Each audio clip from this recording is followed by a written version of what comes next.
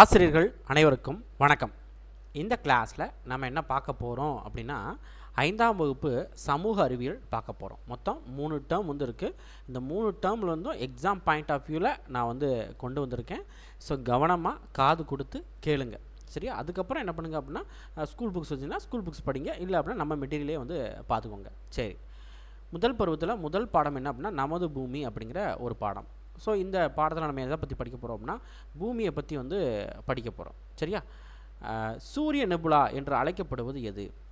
சூரிய நெபுலா அப்படின்னு சொல்லிட்டு எதை சொல்லுவாங்கன்னா, சூரிய குடும்பத்தை சொல்லுவாங்க. நம்ம பூமி எங்கே இருக்குது அப்படின்னா, சூரிய குடும்பத்தில் இருக்குது. நம்ம பூமி எதில் இருக்குது? சூரிய குடும்பத்தில் இருக்குது. சூரிய குடும்பத்தில் மொத்தம் 8 கோள் வந்து இருக்கும். அந்த 8 கோளில் ஒரு கோள் நம்ம பூமி அப்படிங்கிறது. இந்த சூரிய குடும்பம் அப்படின்னு சொல்லக்கூடிய இந்த சூரிய நெபுலா வந்து பார்த்திங்க அப்படின்னா 4.54 பில்லியன் ஆண்டுகளுக்கு முன்னால் உருவானது. எப்படி உருவாயிருக்குது? ஏதோ ஒரு பெரிய ஒரு பொருள் வந்து இருக்குது. அது என்ன இருக்குது அப்படின்னா, பெருவெடிப்பு கொள்கை அப்படின்னு சொல்லுவாங்க. அதுக்கு பேர் என்ன சொல்லுவாங்கன்னா, பெருவெடிப்பு கொள்கை. வெடித்து என்ன ஆயிருக்கு அப்படின்னா, இந்த அண்டம், இந்த இந்த உலகம் அப்படிங்கிறது உருவாயிருக்குது அப்படிம்பாங்க. இந்த பூமியெல்லாம் வந்து இப்படி தான் வந்து உருவாச்சு அப்படின்னு சொல்லுவாங்க. பேரண்டம் எவற்றை உள்ளடக்கியது? பேரண்டம் பொறுத்த வரைக்கும் விண்மீன் திறன்மண்டலம், விண்மீன்கள், கோள், குறுங்கோள், வால் நட்சத்திரம், விண்கற்கள், எரிகற்கள், துணைக்கோள்கள், இது எல்லாத்தையும் உள்ளடக்கியதான் பேரண்டம் அப்படின்னு சொல்லி சொல்லுவாங்க. பூமி எந்த விண்மீன் திறன் மண்டலத்தில் உள்ளது? இப்போ வந்து பாருங்கள், இந்த கோள்கள் அப்படிங்கிறது விண்மீன் திறன் மண்டலத்தில் இருக்கும், சரியா? குறுங்கோள்கள், வால் நட்சத்திரம், விண்கற்கள் எல்லாமே வந்து விண்மீன் திறன் மண்டலத்தில் தான் வந்து இருக்கும். இப்போ வந்து பாருங்கள், நம்ம சூரிய குடும்பத்தில் வந்து இருக்கோம், சரியா? இந்த சூரிய குடும்பம் அப்படிங்கிறது ஒரு விண்மீன் திறன் மண்டலத்தில் இருக்கும். எது அப்படின்னா, பால்வெளி விண்மீன் திறன் மண்டலம், மில்கி வே கேலக்ஸி அப்படின்னு சொல்லுவாங்க. மில்கி வே கேலக்ஸி அப்படின்னு சொல்லிட்டு. சூரிய குடும்பத்தில் எத்தனை கோள்கள் உள்ளன? இதெல்லாம் சின்ன குழந்தை கேட்டால் கூட சொல்லும். 8 கோள் வந்து இருக்குது. என்னென்ன? புதன், வெள்ளி, பூமி, செவ்வாய், வியாழன், சனி, யுரேனஸ், நெப்டியூன் அப்படிங்கிறது 4 வந்து பிரிச்சுக்கோங்க. முதல் 4 வந்து பார்த்திங்க அப்படின்னா திடக்கோள் அப்படின்னு சொல்லுவாங்க. முதல் 4 என்ன சொல்லுவாங்க? திடக்கோள் அப்படின்னு சொல்லுவாங்க. ரெண்டாவது 4 வந்து பார்த்திங்க அப்படின்னா வாயுக்கோள் அப்படின்னு சொல்லுவாங்க. அதே மாதிரி முதல் 4 வந்து பார்த்திங்க அப்படின்னா உட்புறக்கோள் அப்படின்னு சொல்லுவாங்க. ரெண்டாவது 4 வந்து பார்த்திங்க அப்படின்னா வெளிப்புறக்கோள் அப்படின்னு சொல்லுவாங்க. சும்மா இதெல்லாம் வந்து ஸ்டாட்டிக்ப்பா, தெரிஞ்சு வச்சுக்கோங்க. பூமி எவ்வளவு சாய்வாக உள்ளது? பூமி என்ன பண்ணுது? தன்னைத்தானே சுற்றிக்கிட்டு ப்ளஸ் சூரியனையும் சுற்றி வந்து வருது. எவ்வளோ டிகிரி சாய்வாக இருக்குது அப்படின்னா 23 டிகிரி வந்து சாய்வாக வந்து இருக்குது. பூமி சூரியனை சுற்றி வரதுனால தான் என்ன ஏற்படுது அப்படின்னா பருவகாலம் அப்படிங்கிறது ஏற்படுது. பூமி சூரியனை சுற்றி வரதுனால பருவகாலம் ஏற்படுது. பூமி தன்னைத்தானே சுற்றுறதுனால இரவு பகல் அப்படிங்கிறது ஏற்படுது. இரவு பகல் அப்படிங்கிறது எதனால் ஏற்படுது? பூமி தன்னைத்தானே சுற்றுறதுனால. பருவகாலம் எதனால் ஏற்படுது? பூமி சூரியனை சுற்றுறதுனால. ரெண்டுக்கு வித்தியாசம் வந்து இருக்குது, சரியா? தென்மேற்கு பருவக்காற்று காலம் எப்போது? இப்போ நம்ம இந்தியாவை பொறுத்த வரைக்கும் என்ன அப்படின்னா, இந்த பருவகாலம் அப்படின்னு சொல்லி சொல்லுவாங்க. பருவகாலம் அப்படின்னு சொல்லிட்டு ஒரு 4 வகை பருவகாலம் இருக்குது.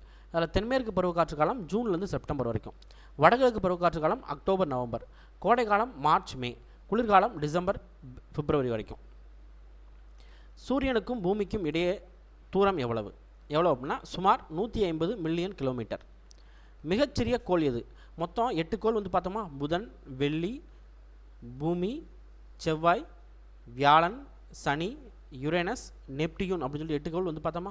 அதில் ரொம்ப மிகச்சிறிய கோள் எது அப்படின்னு கேட்டால் புதன் தான். அதே மாதிரி சூரியனுக்கு மிக அருகில் உள்ள கோள் எதுன்னு கேட்டாலும் புதன் தான்.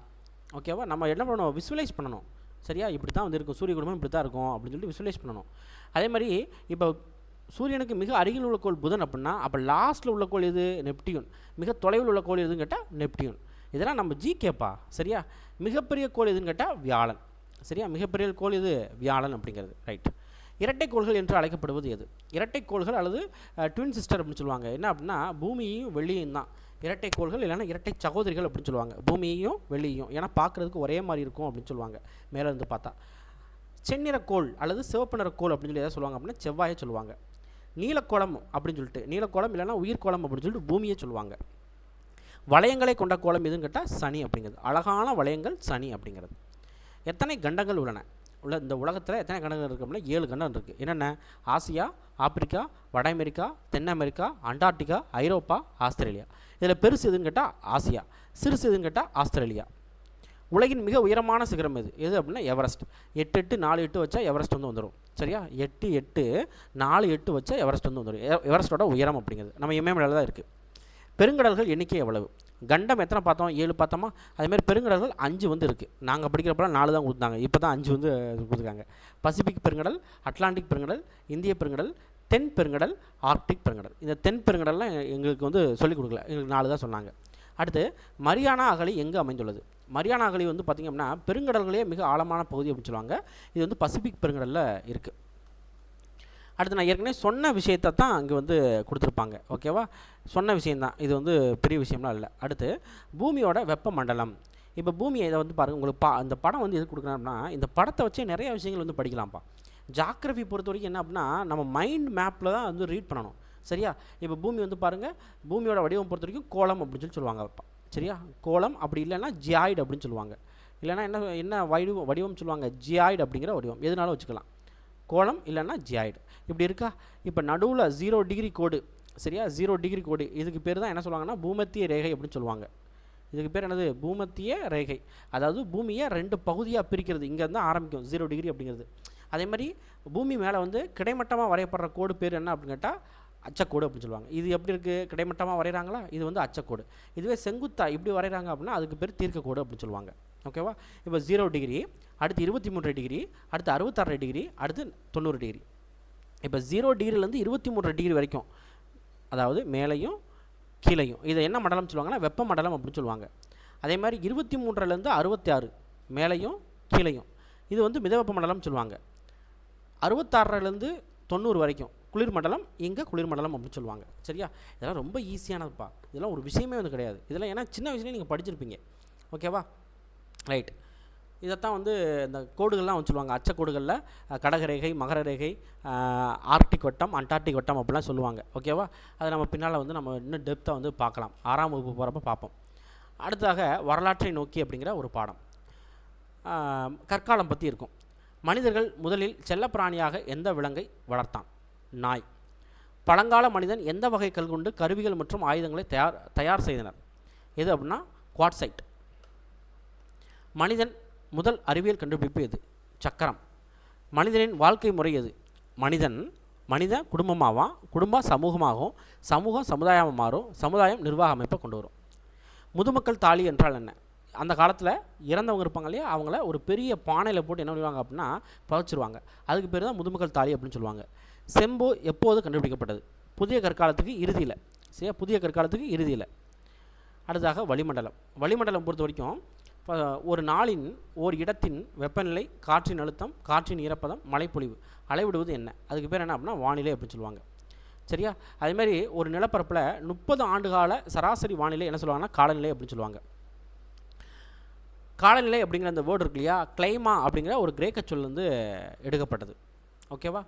இப்போ நீங்கள் ஃபோனில் பேசுகிறப்ப என்ன சொல்லுவீங்க? இன்றைக்கி கிளைமேட் சூப்பராக இருக்குது அப்படின்னு சொல்லுவீங்களா? அந்த மாதிரி சொல்லக்கூடாது. இன்றைக்கி வெதர் கண்டிஷன் நல்லா இருக்குன்னு தான் சொல்லணுமே தவிர கிளைமேட் அப்படிங்கிற வார்த்தை வந்து யூஸ் பண்ணக்கூடாது. கிளைமேட் யார் யூஸ் பண்ணுவாங்க அப்படின்னா இந்த அறிஞர்கள் தான் வந்து யூஸ் பண்ணுவாங்க. இந்த வானியல் அறிஞர்கள் இருப்பாங்களே அவங்க தான் யூஸ் பண்ணுவாங்க. வானிலையை பற்றி படிக்கும் அறிவியல் பிரிவு என்ன? மெட்டீரியலாஜி அல்லது வானிலையியல். உலக வானிலை தினம் எப்போது? மார்ச் 23 உலக வானிலை தினம். அதே மாதிரி உலக ஓசோன் தினம் செப்டம்பர் 16. வெப்பநிலையை அளவிட பயன்படும் அளவுகள் எது? Kelvin, Celsius, Fahrenheit. என்னென்ன? Kelvin, Celsius, Fahrenheit. வளிமண்டல அடுக்குகள் எவை? ரொம்ப முக்கியமான ஒன்று. வளிமண்டல அடுக்குகள் ஏற்கனவே சயின்ஸில் வந்து பார்த்துருப்போம், இருந்தாலும் பரவாயில்ல, இங்கேயே வந்து வரும். Troposphere, stratosphere, mesosphere, thermosphere, exosphere. என்னென்ன இருக்குது? Troposphere, stratosphere, mesosphere, thermosphere, exosphere. மொத்தம் 5 வந்து இருக்குது. நம்ம சயின்ஸில் வந்து அடி அடுக்கு, படை அடுக்கு, இடை அடுக்கு இப்படிலாம் வந்து பார்த்தோம் இல்லையா, வெப்ப அடுக்கு, வெளி அடுக்கு அப்படின்னு சொல்லி பார்த்தோம் இல்லையா, அதைத்தான் இங்கே வந்து கொடுத்துருக்கோம். அச்சரேகை என்றால் என்ன? அச்சரேகை அப்படிங்கிறது என்ன அப்படின்னா பூமி இருக்குது அப்படின்னா பூமி இப்படி இருக்குது. பூமி மேலே வந்து பார்த்திங்க அப்படின்னா மேற்கிலிருந்து கிழக்கா வரைகிறது என்ன சொல்லுவாங்க அப்படின்னு கேட்டால் அச்சரேகை அப்படின்னு சொல்லி சொல்லுவாங்க. அதாவது எப்படி வரையணும்? கிடைமட்டமாக வந்து வரையணும். சரியா? இதுவே தீர்க்கரேகை அப்படின்னா பூமியில் வடக்குலேருந்து தெற்கா செங்குத்தாக வந்து வரையணும். அதுக்கு பேர் தீர்க்கரேகை அப்படின்னு சொல்லுவாங்க. கடல் மட்டத்தில் சராசரி காற்றின் அழுத்தம் எவ்வளவு அப்படின்னா 1013 மில்லிபார் அப்படிங்கிறது. காற்றின் அழுத்தத்தை அளக்க பயன்படும் கருவி என்ன? பாரமானி. காற்றின் வேகத்தை அளவிட உதவும் கருவி எது? அனிமோமீட்டர் இல்லைனா காற்றுமானி. காற்றின் திசையை அளவிட உதவும் கருவி என்ன? காற்று திசை காட்டி இல்லைன்னா விண்டு வேன் அப்படின்னு சொல்லுவாங்க. இந்தியாவின் வடமேற்கு பகுதியில் மே ஜூன் மாதங்களில் வலுவாக வீசும் காற்று எது சொல்லுவாங்க அப்படின்னா லூ காற்று அப்படின்னு சொல்லுவாங்க. என்ன காற்று? லூ காற்று. அந்த திசை வந்து பார்க்கணும், வடமேற்கு பகுதி அப்படின்னு சொல்லி அந்த திசை வந்து பார்க்கணும். பூமியின் சுழற்சிக்கு ஏற்றவாறு ஆண்டு முழுவதும் ஒரே திசையை நோக்கி வீசும் காற்று எவ்வாறு அழைக்கப்படும்? என்ன அப்படின்னா கோல் காற்று அப்படின்னு சொல்லுவாங்க. மான்சூன் என்ற வார்த்தை எந்த அரேபிய சொல்லிருந்து ஏற்பட்டது? மௌசிம் அப்படிங்கிற வார்த்தையிலிருந்து எடுக்கப்பட்டது. கடலிலிருந்து நிலத்தை நோக்கி வீசும் காற்றுக்கு பேர் என்ன? கடல் காற்று. நிலத்திலிருந்து கடலை நோக்கி வீசும் காற்று நிலக்காற்று. வடகிழக்கு இந்தியாவில் வீசும் குளிர்காற்று என்ன அப்படின்னா நார்வெஸ்டர் அப்படிங்கிறது. அதாவது குளிர்காற்று அப்படின்னா வடகிழக்கு இந்தியாவில் வீசுகிற குளிர்காற்று எதுன்னு கேட்டால் நார்வெஸ்டர். வடமேற்கு இந்தியாவில் வீசுகிற வெப்பக்காற்று எதுன்னு கேட்டால் லூ காற்று அப்படின்னு சொல்லுவாங்க. மேகங்கள் எத்தனை பிரிவுகளாக பிரிக்கப்பட்டுள்ளன? மேகங்கள் பொறுத்த வரைக்கும் என்ன அப்படின்னா மொத்தம் 4 வந்து பிரிச்சிருக்காங்கப்பா. என்னென்ன? கீற்று மேகம், படை மேகம், திரள் மேகம், கார் மேகம். கார் மேகம்னாலே நம்ம மழை வந்து கொடுக்கும் அப்படின்னு நமக்கு தெரியும். சரியா? அப்போ மைண்டில் வந்து ஏற்றிடணும். கீற்று மேகம் அப்படிங்கிறது வெள்ளி சாம்பல் நிற மீனை போல காட்சியளிக்கும். வெள்ளி சாம்பல் நிற மீனை போல காட்சியளிக்கும். இந்த கீற்று மேகத்தில் மழைப்பொழிவு அப்படிங்கிறது கிடையாது.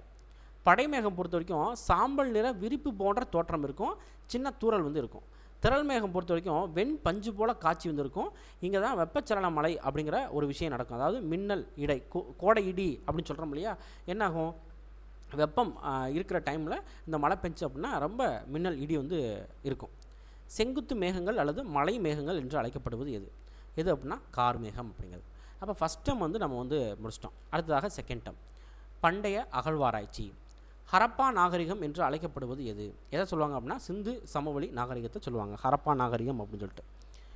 ஏன் அப்படின்னா ஹரப்பாவை தான் ஃபஸ்ட்டு கண்டுபிடிச்சிருப்பாங்க, அதனால் ஹரப்பா நாகரிகம் அப்படின்னு சொல்லுவாங்க. ஆதிச்சநல்லூர் எங்கே அமைந்துள்ளது? எங்கே இருக்குது அப்படின்னா தூத்துக்குடியில் வந்து இருக்குது. இது வந்து ஒரு அகழாய்வு பிளேஸ் தமிழ்நாட்டில். டைனோசர் முட்டைகள் தமிழ்நாட்டில் எங்கே கண்டுபிடிக்கப்பட்டன? எங்கே அப்படின்னா அரியலூரில் செந்துறை அப்படிங்கிற ஒரு பிளேஸில். இப்போ வந்து பாருங்கள் ஆதிச்சநல்லூர் இருக்கா, இது எங்கே இருக்குது? தூத்துக்குடி மாவட்டத்தில் இருக்குது. இங்கே என்னெல்லாம் கண்டுபிடிச்சாங்க அப்படின்னா பாருங்கள் முதுமக்கள் தாலி கண்டுபிடிச்சாங்க. அடுத்தாக மண்பாண்டங்கள் கண்டுபிடிச்சாங்க. குத்துவால், கத்தி, ஈட்டி, கல்மணி, தங்க ஆபரணங்கள் இது எல்லாமே கண்டுபிடிக்கப்பட்டது. ஓகேவா? ரைட். அடுத்து புலி, மான், யானை இதோட உருவங்கள் கண்டுபிடிச்சிருக்காங்க. உருவங்கள்லாம் இவங்க செஞ்ச உருவங்கள். சரியா? அடுத்து அரிக்கமேடு பொறுத்த வரைக்கும் எங்கே இருக்குது அப்படின்னா புதுச்சேரிக்கு பக்கத்தில் வந்து இருக்குது. அரிக்கமேடு புதுச்சேரிக்கு பக்கத்தில் வந்து இருக்குது. இப்போ இந்த அரிக்கமேடு இதுக்கு முன்னால் ரோம் நகரோட வாணிக தொடர்பு வந்து இருந்துச்சு அப்படின்னு சொல்கிறாங்க. ஓகேவா? இங்கே வந்து என்னெல்லாம் கிடச்சின்னு பாருங்கள். ரோமானிய விளக்கு, கண்ணாடி பொருள், மணிகள், விலை உயர்ந்த கற்கள், வீட்டு உபயோகப் பொருள், மது குடுவை இதெல்லாம் வந்து கிடச்சிருக்குது. சரியா? ரைட். அடுத்ததாக கீழடியை பொறுத்த வரைக்கும் எங்கே இருக்குன்னா சிவகங்கையில் இருக்குது. சிவகங்கையில் திருப்பூணம் தாலுகாவில் வந்து இருக்குது. இங்கே வந்து நம்ம ஆர்கியாலஜிக்கல் சர்வே ஆஃப் இந்தியா இருக்காங்க இல்லையா, அவங்க வந்து ஆராய்ச்சி வந்து பண்ணியிருக்காங்க. இங்கே வந்து பார்த்திங்க அப்படின்னா நிறைய சான்றுகள் வந்து கிடச்சிருக்கு. தமிழ் பிராமி எழுத்துக்கள், மண்பாண்டங்கள், அதாவது தமிழ் பிராமி எழுத்துக்கள் பொறிக்கப்பட்ட மண்பாண்டங்கள், மணிகள், செம்மணி, வெண்கல் படிகம், முத்து, தங்க ஆபரணம், இரும்பு பொருள் இதெல்லாம் வந்து கிடச்சிருக்கு. தந்தத்தால் செய்யப்பட்ட பகடை இதுவும் கிடச்சிருக்கு. அதே மாதிரி கீழடியில் ரோம் நாட்டை சேர்ந்த பழங்கால கைவினைப் பொருட்களும் எடுத்துருக்குறாங்க. அடுத்ததாக நீர்க்கோளம் அப்படிங்கிற ஒரு பாடம். எங்கு எந்த விதமான கடல்வாழ் உயிரினங்களும் வாழ்வதில்லை? எங்கே அப்படின்னா சாக்கடலில். ஏன்னா அங்கே வந்து உப்பு வந்து ரொம்ப அதிகமாக வந்துருக்கும், அதனால் கடல்வாழ் உயிரினங்கள் வாழாது. கொள்ளையரு ஏரி எங்கே அமைந்துள்ளது? எங்கே இருக்குது அப்படின்னா ஆந்திராவில் வந்து இருக்குது. சாம்பார் ஏரி ராஜஸ்தானில் இருக்குது. வளைகுடா என்றால் என்ன? வளைகுடா, விரிகுடா இதுக்கு வந்து எக்ஸ்ப்ளனேஷன் என்ன அப்படின்னு கேட்குறாங்க. வளைகுடா அப்படின்னா நிலத்தால் சூழப்பட்டு கடல் நீர் உட்செல்லும் குறுகிய பகுதி. என்னாகும்? நிலத்தால் சூழப்பட்டு கடல் நீர் வந்து பார்த்திங்க அப்படின்னா உட்செல்கிற குறுகிய பகுதி பேர் தான் என்ன சொல்லுவாங்க அப்படின்னா வளைகுடா அப்படின்னு சொல்லுவாங்க. இது விரிகுடா அப்படின்னா இப்போ வளைகுடா நாடுகளில் தான் பிரச்சனை வந்து நடந்துக்கிட்டு இருக்கு இல்லையா. இப்போ ஈரான் வந்து பார்த்திங்க அப்படின்னா ஒரு பகுதி வந்து மூடுது இல்லையா. மூடுதுன்னா என்ன ஆகும்? இந்த மாதிரி 3 பக்கமும் என்ன பண்ணுது அப்படின்னு கேட்டால் அது வந்து நிலத்தை வச்சுக்கிட்டு ஒரு பக்கம் மட்டும் தான் நீர் வந்து வச்சுருக்கு. அதனால் வந்து வளைகுடா நாடுகள் அப்படி சொல்லுவாங்க. உட்செல்லும் நிலத்தால் சூழப்பட்ட பெரிய கடல் பகுதி விரிகுடா.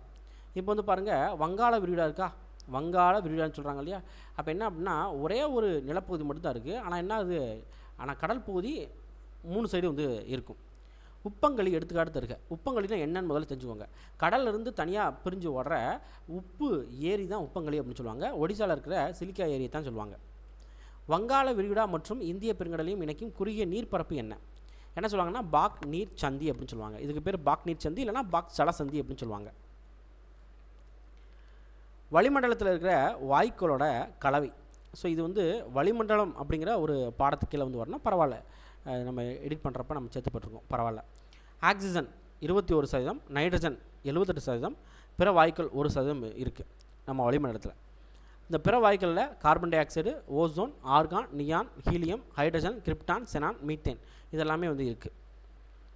அடுத்ததாக உலகில் உள்ள கண்டங்கள். கண்டங்களை பொறுத்த வரைக்கும் மொத்தம் எத்தனை கண்டங்கள் இருக்குது? 7 கண்டங்கள் வந்து இருக்குது. இப்போ மனிதனால் கட்டப்பட்டதில் எந்த பகுதியை விண்வெளியில் இருந்து கூட வந்து பார்க்கலாம் அப்படின்னா சீன பெருஞ்சுவரை பார்க்கலாம். எந்த நிலப்பரப்பு உடைந்து 7 கண்டங்களாக பிரிந்தது? எந்த நிலப்பரப்பு அப்படின்னா பாஞ்சியா அப்படிங்கிற ஒரு பிளேஸ். பாஞ்சியா அப்படிங்கிற ஒரு நிலப்பரப்பு தான் உடஞ்சி 7 கண்டமாக வந்து உருவாகிருக்குது. இந்தியாவில் உள்ள மாநிலங்கள் எண்ணிக்கை எவ்வளவு? 28 மாநிலங்கள் இருக்குது, 8 யூனியன் பிரதேசம் இருக்குது. தலைநகரம் டெல்லி அப்படிங்கிறது. தாஜ்மஹால் எந்த நதிக்கரையில் அமைந்துள்ளது? தாஜ்மஹால் பொறுத்த வரைக்கும் ஆக்ராவில் யமுனை நதிக்கரையில் வந்து இருக்குது. இந்தியாவின் வாயில் எங்கே உள்ளது? இந்தியா கேட் அப்படின்னு சொல்லுவாங்க. எங்கே இருக்கு அப்படின்னா டெல்லியில் வந்து இருக்குது. இந்தியாவின் நுழைவாயில் எங்கன்னு கேட்டால் மும்பை. ரெண்டுக்கும் வித்தியாசம் இருக்குப்பா. இந்தியா கேட்டுன்னு கேட்டால் புதுடெல்லி, இந்தியாவோட நுழைவாயில் அப்படின்னு கேட்டால் மும்பை. புனித ஜார்ஜ் கோட்டை தமிழ்நாட்டில் வந்து இருக்குது. சாஞ்சி ஸ்தூபி போபாலில் இருக்குது. உலகின் மிக நீளமான நதி எது? மிக நீளமான நதி எதுன்னு கேட்டால் நைல் நதி அப்படிங்கிறது. பாட்டு கூட இருக்கு இல்லையா, நதியே நைல் நதியே அப்படின்னு சொல்லிட்டு. இந்த நைல் நதி அப்படிங்கிறது ஆப்பிரிக்கா கண்டத்தில் வந்து இருக்குது. அதுமாதிரி உலகத்திலேயே மிகப்பெரிய பாலைவனமான சகாரா பாலைவனமும் ஆப்பிரிக்காவில் தான் இருக்குது. இந்த ஆப்பிரிக்காவில் வந்து பார்த்திங்கன்னா 50% மேலே தங்கம், வைரம் கிடைக்குது. இந்த ஆப்பிரிக்காவை என்ன சொல்கிறாங்கன்னா இருண்ட கண்டம் அப்படின்னு சொல்லுவாங்க. ஆப்பிரிக்காவை என்ன சொல்கிறாங்க? இருண்ட கண்டம் அப்படின்னு சொல்லுவாங்க.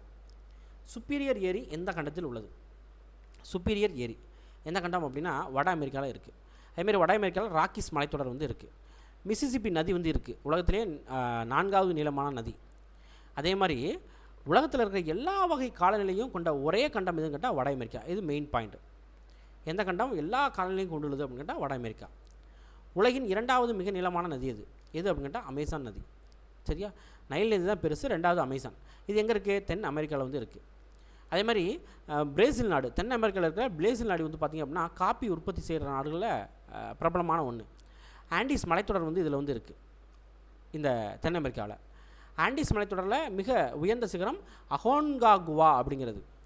கோடோபாக்சி எரிமலை வந்து தென் அமெரிக்காவில் வந்து இருக்குது. சரியா? ரைட். அடுத்ததான் வந்து பாருங்கள், உறைந்த கண்டம் அல்லது வெள்ளை கண்டம் என்று அழைக்கப்படுவது எது அப்படின்னா அண்டார்டிகாவை சொல்லுவாங்க. அண்டார்டிகாவில் என்ன இருக்குது? பென்குயின் இருக்குது. அதே மாதிரி அண்டார்டிகாவில் பாரதி, மைத்ரி அப்படின்னு சொல்லக்கூடிய நம்ம இந்தியாவோட ஆராய்ச்சி நிலையங்கள் வந்து இருக்குது. இந்தியாவோட முதல் ஆராய்ச்சி நிலையம் எதுன்னு கேட்டால் தக்ஷின் கங்கோத்ரி அப்படிங்கிறது. இப்போ அது வந்து ஒரு விநியோகத்தலமாக பயன்படுத்தப்படுது. உலகின் மிகச்சிறிய நாடு எது? உலகின் மிகச்சிறிய நாடு எதுன்னு கேட்டால் வாட்டிகன் சிட்டி அப்படின்னு சொல்லுவாங்க. ஐரோப்பாவில் வந்து இருக்குது. இந்த ஐரோப்பாவோட ஓல்கா நதி அப்படிங்கிற ஒரு நதி வந்து இருக்குது. ஐரோப்பாவோட மிக நீளமான நதி அப்படின்னு சொல்லலாம். பாலைவனம் இல்லாத கண்டம் அப்படின்னா இந்த கண்டம் தான், ஐரோப்பா கண்டம் தான். யூரல் மலைத்தொடருக்கும் காஸ்பியன் கடலும் ஆசியாவிலேருந்து ஐரோப்பாவை பிரிக்குது. ஆசியாவிலேருந்து ஐரோப்பாவை பிரிக்கிறதுன்னு கேட்டால் யூரல் மலைத்தொடர், காஸ்பியன் கடல் அப்படிங்கிறது. ஆசியாவும் ஐரோப்பாவும் யுரேஷியாவோட பகுதியில் வந்து இருந்துச்சு. அதாவது அந்த காலத்தில் 2 விஷயம் வந்து இருக்கும். ஒன்று அங்காரா, இன்னொன்று கோண்டுவானா அப்படின்னு சொல்லிட்டு 2 நிலப்பரப்பு, பெரிய நிலப்பரப்பு வந்து இருக்கும். இந்த அங்கானா வந்து பார்த்திங்க அப்படின்னா என்ன சொல்லுவாங்கன்னா யுரேஷியா அப்படின்னு சொல்லுவாங்க. அங்காராவை என்ன சொல்கிறாங்க? யுரேஷியா அப்படின்னு சொல்லுவாங்க. யுரேஷியா தட்டு அப்படின்னு கூட சொல்லுவாங்க. யுரேஷியா தட்டு. இந்த தட்டில் தான் என்ன இருக்குது அப்படின்னு கேட்டால் நம்ம ஆசியாவும் ஐரோப்பாவும் இருக்குது. ஏரிகளின் நிலம் என்று அழைக்கப்படும் நாடு எதுன்னு கேட்டால் பின்லாந்து. ஏன்னா ஏரிகள் அதிகமாக வந்துருக்கும். எங்கே இருக்குது? ஐரோப்பா கண்டத்தில் இருக்குது. ஐரோப்பாவின் கோதுமை களஞ்சியம் என்று அழைக்கப்படுவது எது? உக்ரைனோட ஸ்டெப்பி புல்வெளி தான் ஐரோப்பாவோட கோதுமை களஞ்சியம் அப்படின்னு சொல்லி அழைக்கப்படுது. மிகச்சிறிய கண்டம் எது? மிகச்சிறிய கண்டம் எதுன்னு கேட்டால் ஆஸ்திரேலியா. இங்கே பெரும் தடுப்பு பவளப்பாறை திட்டுகள் வந்து இருக்குது. இந்த பவளப்பாறை திட்டுகள் பொறுத்த வரைக்கும் 2500க்கும் மேற்பட்ட தனி பவள திட்டப்பாறைகளால் ஆனது. தனி பவள திட்டப்பாறைகளால் ஆனது. விண்வெளியில் இருந்து கூட இந்த பவளப்பாறை திட்டம் வந்து பார்க்கலாம். சரியா? அடுத்ததாக 3ஆம் பருவம், கோட்டைகளும் அரண்மனைகளும். வேலூர் கோட்டை யாரால் கட்டப்பட்ட கோட்டை? நம்ம தமிழ்நாட்டில் இருக்கிற வேலூர் கோட்டை யார் கட்டினா? விஜயநகர மன்னர் வந்து கட்டினாங்க. எப்போ கட்டினாங்க? 16ஆம் நூற்றாண்டில் கட்டினாங்க. அதே மாதிரி இரட்டை கோட்டைகளாக உருவாக்கப்பட்டது தான் இந்த வேலூர் கோட்டை. 1799 பிரிட்டிஷ்காரன் என்ன பண்ணா அப்படின்னா திப்பு சுல்தானோட குடும்பத்தை இங்கே தான் வந்து சிறை வச்சான். அதன் காரணமாக தான் 1806 வேலூரில் சண்டை வந்து நடந்திருக்கும். சரியா? ரைட். அடுத்ததாக வேலூர் கோட்டையில் உள்ளே காணப்படும் 5 மகால்கள் எவை? என்னென்ன இருக்குது அப்படின்னு கேட்டால் ஹைதர் மஹால், திப்பு மஹால், பேகம் மஹால், கண்டி மஹால், பாதுஷா மஹால். திண்டுக்கல் மலைக்கோட்டை எந்த நூற்றாண்டில் கட்டப்பட்டது? திண்டுக்கல் மலைக்கோட்டை பொறுத்த வரைக்கும் 17ஆம் நூற்றாண்டில் கட்டப்பட்டது. யார் கட்டினா? மதுரை நாயக்கர்கள் வந்து கட்டினாங்க. இந்த திண்டுக்கல் மலைக்கோட்டையில் கனரக பீரங்கி தாங்குகிற வகையில் கோட்டை இரட்டை சுவர்களால் கட்டப்பட்டிருக்குது. அதாவது பீரங்கியை வச்சு உடைச்சா கூட அந்த இரட்டை சுவர் உடைக்க முடியாது அப்படின்னு சொல்கிறாங்க.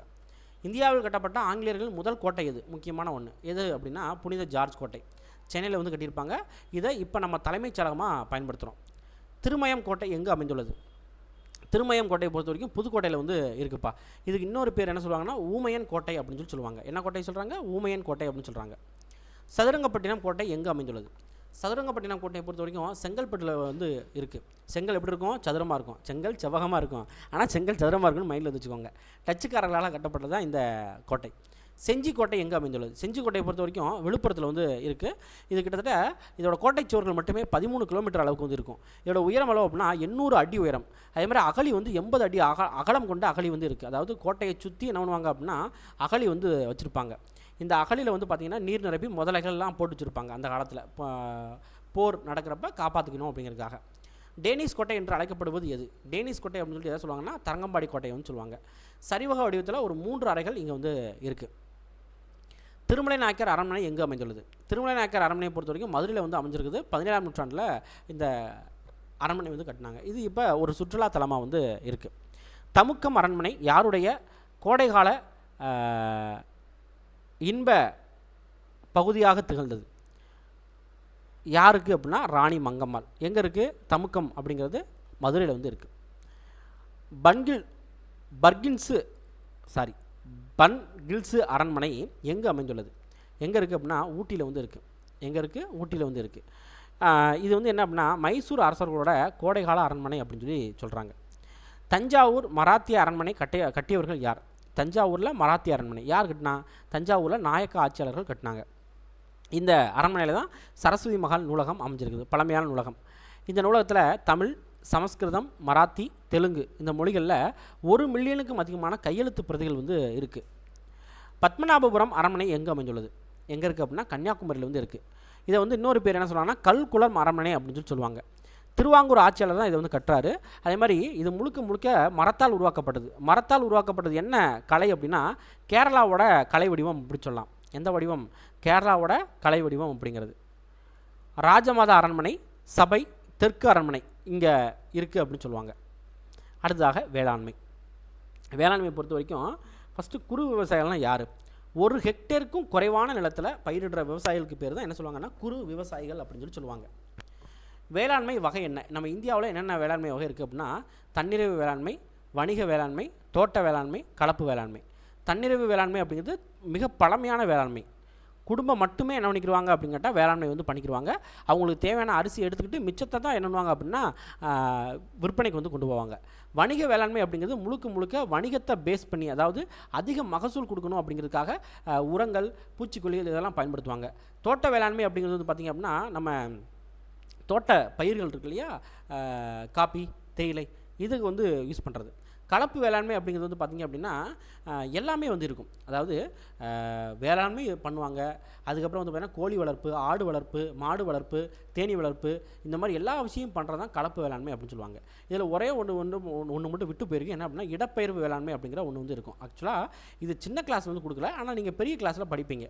இடப்பெயர்வு வேளாண்மை அப்படிங்கிற ஒரு வேளாண்மை இருக்குது அப்படிங்கிறத மைண்டில் வந்து வச்சுக்கோங்க. மொத்தம் 5 வேளாண்மை வந்து வரும். ஓகேவா? அடுத்து தொன்மையான வேளாண்மை எது? தண்ணீர் வேளாண்மை. இது ஏற்கனவே வந்து நம்ம வந்து பார்த்துட்டோம்.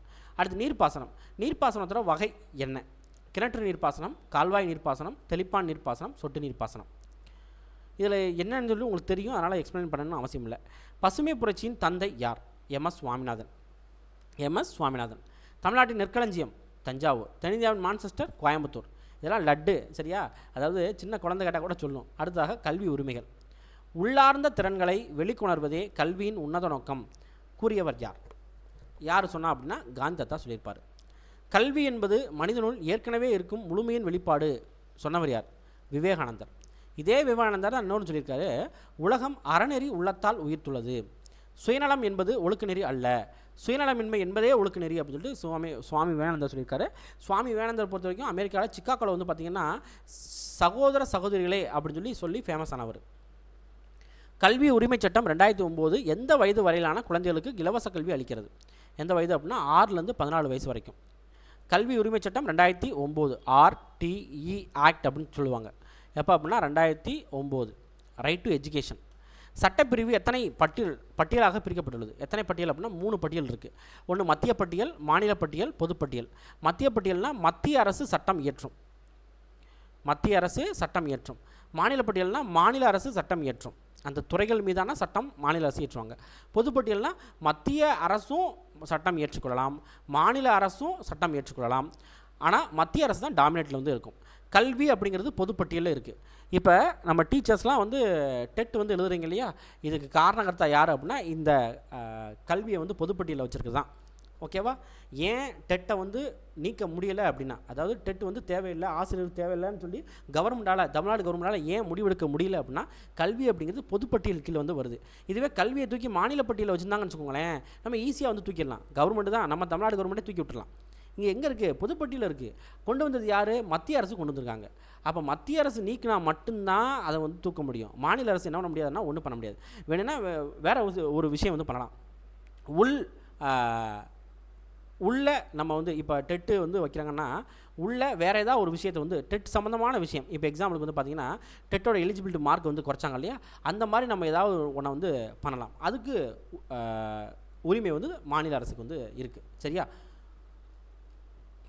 முதல் தேசிய கல்விக் கொள்கை எப்போது செயல்படுத்தப்பட்டது? 1968. பாருங்கள், இது எப்பவுமே மறக்கக்கூடாது. முதல் தேசிய கல்விக் கொள்கை 1968. இரண்டாவது அப்படின்னா 1986. 68 மாற்றி போடு 86 அப்படிங்கிறது வந்துடும். சரியா? இரண்டாவது தேசிய கல்விக் கொள்கை 1986. அனைவருக்கும் கல்வி இயக்கம், அதாவது SSA சர்வ சிக்ஷா அபியான் அப்படின்னு சொல்லுவாங்க. அனைவருக்கும் கல்வி இயக்கம் எப்போது கொண்டு வரப்பட்டது? 2001 கொண்டு வரப்பட்டது. இலவச மதிய உணவு திட்டம் தொடங்கியவர் யார்? காமராசர். காமராசர் தான், காமராஜ் அப்படின்னு சொல்லி வரும். தமிழகத்தோட முதலமைச்சராக இருந்தவர். ஒருங்கிணைந்த பள்ளி கல்வி திட்டம் என்பது எந்த 3 திட்டங்களை இணைத்து ஏற்படுத்தப்பட்டது?